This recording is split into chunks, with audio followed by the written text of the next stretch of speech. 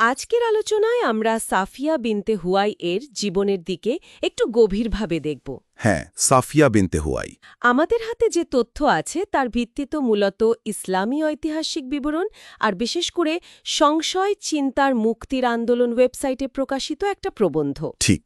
আমরা দেখব কিভাবে খাইবার যুদ্ধের পর তার জীবনটা পুরো পাল্টে গেল, একজন সম্ভ্রান্ত ইহুদি নারী থেকে যুদ্ধবন্দী এবং পরে নবী মোহাম্মদের স্ত্রী, উৎসগুলোই যেমনটা পাওয়া যায় আর কি। হ্যাঁ, আর এখানে আমরা শুধু ঘটনাগুলো পরপর বলবো না, বরং চেষ্টা করব ওই উৎসগুলোতে একজন নারীর যে ব্যক্তিগত অভিজ্ঞতা, তার চারপাশের পরিস্থিতি, জীবনের জটিল দিকগুলো, সেগুলো যেভাবে উঠে এসেছে তা বুঝতে। তবে হ্যাঁ, একটা জিনিস মনে রাখতেই হবে, এই বিবরণগুলো তো প্রধানত বিজয়ীদের দৃষ্টিকোণ থেকে লেখা। ঠিক, এই বিষয়টা খুবই গুরুত্বপূর্ণ। আচ্ছা, তাহলে সাফিয়ার পরিচয় দিয়েই শুরু করি। হ্যাঁ, সেটাই ভালো। ইনি ছিলেন বনু নাদির গোত্রের নেতা হুয়াই ইবনে আখতাবের মেয়ে। এই বনু নাদি তো খাইবারের বেশ প্রভাবশালী ইহুদি গোত্র ছিল। একদম। আর তার মা ছিলেন বনু কুরাইজা গোত্রের, মানে বোঝাই যাচ্ছে তিনি বেশ অভিজাত এক ইহুদি পরিবারের সন্তান ছিলেন। আর তার প্রথম স্বামী কিনানা ইবনে রাবি। হ্যাঁ, কিনানা ইবনে রাবি। জানা যায় যে তিনি খাইবারের কোষাধ্যক্ষ ছিলেন, বেশ ধনী এবং প্রভাবশালী ব্যক্তি। কিছু বর্ণনায় এমনও পাওয়া যায় যে সাফিয়া তার বাবার খুব আদরের ছিলেন। হ্যাঁ, পিতা আর চাচার কাছে খুব প্রিয় ছিলেন। আর তার বাবা হুয়াই ইবনে আখতাব, তার সাথে নবীর যে একটা বৈরিতা ছিল, তার কারণ হিসাবে কিছু ধর্মীয় মতপার্থক্য বা প্রশ্নোত্তরের কথা বলা হয় উৎসগুলোতে। হুয়াইয়ের কিছু প্রশ্ন বা সমালোচনা নবীকে হয়তো অসন্তুষ্ট করেছিল। হ্যাঁ, সেরকমই ইঙ্গিত পাওয়া যায়। এরপর তো এলো ৬২৮ সাল, খাইবার আক্রমণের ঘটনা। হ্যাঁ, এবং ইহুদিদের পরাজয়। আর এখানেই সাফিয়ার জীবনে একটা বিরাট মর্মান্তিক পরিবর্তন আসে। তার বাবা হুয়াই আর স্বামী কিনানা দুজনকেই তো হত্যা করা হয়। ঠিক, কিনানাকে হত্যার আগের জিজ্ঞাসাবাদের কথাও বলা আছে, সম্পদ কোথায় লুকানো আছে এই অভিযোগে। তারপর তাকে নির্যাতন করে হত্যা করা হয়। এরকমই জানা যায় সূত্রগুলো থেকে। আর সাফিয়া তখন যুদ্ধবন্দী, যাকে ইসলামী পরিভাষায় বলে মালে গনিমত। যুদ্ধের পর পাওয়া লুটের মালের মতো। আক্ষরিক অর্থে তাই। মানুষ বা সম্পদ সবই এর অন্তর্ভুক্ত। ওই প্রবন্ধটাতে একটা বেশ করুণ ছবি দেওয়া আছে। হ্যাঁ, আমিও পড়েছি। তাকে নাকি তার আত্মীয়দের লাশের পাশ দিয়ে হাঁটিয়ে নিয়ে যাওয়া হয়েছিল। হ্যাঁ, ঠিক তাই। ভাবুন একবার, একজন সম্ভ্রান্ত নারী মুহূর্তের মধ্যে যুদ্ধলব্ধ সম্পদে পরিণত হলেন। খুবই মর্মান্তিক। এরপরই তো নবী মোহাম্মদের সাথে তার সম্পর্কের বিষয়টা আসে। হ্যাঁ, বিবরণ অনুযায়ী প্রথমে দাহিয়া কালবি নামে একজন সাহাবী সাফিয়াকে পান, গনিমতের অংশ হিসেবে। আচ্ছা। কিন্তু পরে তার রূপের কথা শুনে নবী নিজেই তাকে গ্রহণ করেন। একটা বর্ণনায় আছে ৭ জন দাসীর বিনিময়ে। ৭ জন দাসীর বিনিময়ে। আচ্ছা, এখানে বয়সের পার্থক্যটাও তো বেশ চোখে পড়ার মতো। অবশ্যই। সাফিয়ার বয়স তখন ধরা হয় ১৬ কি ১৭, আর নবীর বয়স তখন প্রায় ৫৭র কাছাকাছি। অনেক পার্থক্য। হ্যাঁ, আর বিয়েটাও তো খুব তাড়াতাড়ি হয়, খাইবার থেকে ফেরার পথেই। সাদ্দুসারাবা নামে একটা জায়গায়। ঠিক, সেখানেই অল্প সময়ের মধ্যে তাদের বিয়ে বা বাসর হয়। এই দ্রুততা দেখে সাহাবীদের মধ্যেও একটু সংশয় ছিল। কি নিয়ে সংশয়? যে তার মর্যাদাটা কি হবে, তিনি কি স্ত্রী হিসেবে গণ্য হবেন নাকি দাসীই থাকবেন।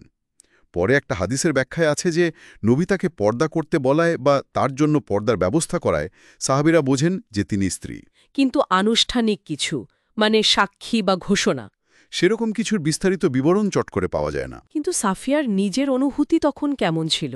বাবা, স্বামী, ভাই সবাইকে হারানোর পর। একটা হাদিসের সূত্রে প্রবন্ধে লেখা হয়েছে যে তার মনে নবীর প্রতি প্রথমে তীব্র ঘৃণা বা বিদ্বেষ ছিল। থাকাই স্বাভাবিক। যদিও পরে বলা হয় নবীর ব্যবহার বা ক্ষমা প্রার্থনায় সেই অনুভূতি নাকি কমে যায়। এখন এটা কতটা সত্যি বা কতটা পরের ব্যাখ্যা বলা মুশকিল। হ্যাঁ, বিচার করা কঠিন। আরেকটা ঘটনার কথাও তো উল্লেখ আছে। বাসরের রাতে একজন সাহাবী নাকি তাঁবুর বাইরে পাহারা দিচ্ছিলেন। হ্যাঁ, আবু আইয়ুব আনসারি। তার ভয় ছিল সাফিয়া হয়তো রেগে গিয়ে নবীর কোনো ক্ষতি করে বসতে পারেন। তার পরিস্থিতিটা বেশ থমথমে ছিল, অবিশ্বাস, ভয়। একদম, সেই সময়ের উত্তেজনা আর অবিশ্বাসের একটা প্রমাণ এটা। আচ্ছা, নবীর সংসারে তার জীবনটা কেমন ছিল?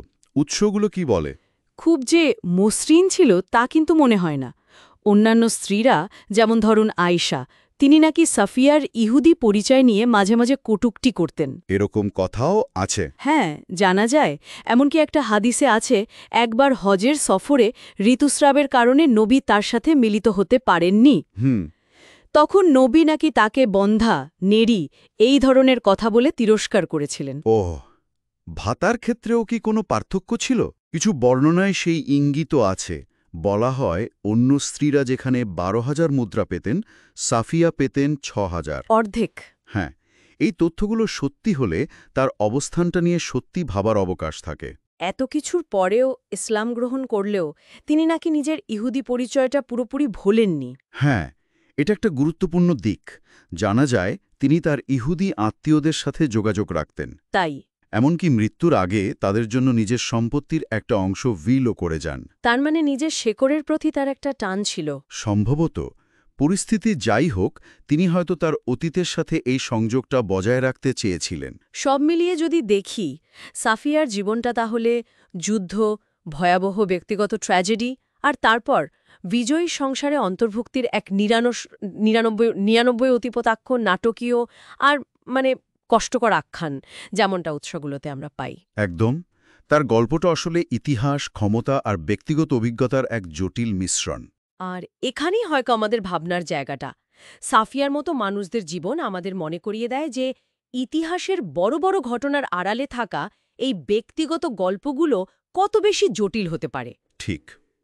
বিশেষ করে যখন ইতিহাস লেখে বিজয়ীরা, তখন পরাজিত বা প্রান্তিক মানুষগুলোর অভিজ্ঞতা, তাদের নীরবতা, তাদের ভেতরের চাপা কষ্ট, সেগুলোকে আমরা কিভাবে দেখব বা বুঝব? সেটাই। সাফিয়া কি পরিস্থিতির সাথে মানিয়ে নিয়েছিলেন, নাকি তার টিকে থাকা, নিজের পুরনো পরিচয়ের সাথে যোগাযোগ রাখা এটাও এক ধরনের নীরব প্রতিরোধ ছিল? এই প্রশ্নটা না হয় শ্রোতাদের জন্যই তোলা থাক। সেটাই ভালো।